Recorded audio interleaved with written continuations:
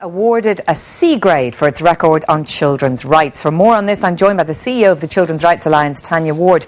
Tanya, a C grade, and this despite the passing of the children's referendum last year. What are the ongoing problems?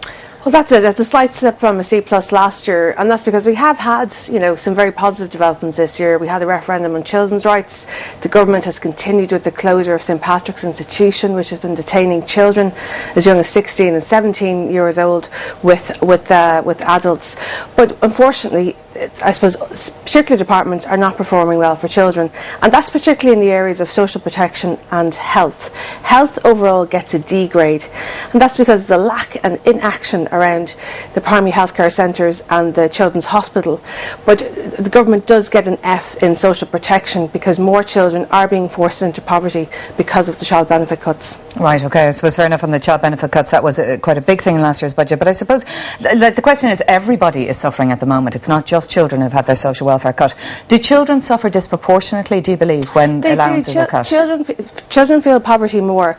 Going to school, in September, not having a new pair of shoes, irrespective of how cheap they are, not being able to go to the cinema when all your friends can.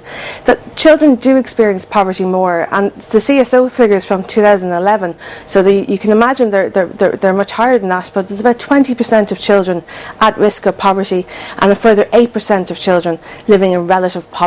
So children feel poverty more. Okay, and can I ask you, another thing you highlighted in the report was the fate of traveller children in particular. What are the issues there? What should the government be doing there that they're not doing?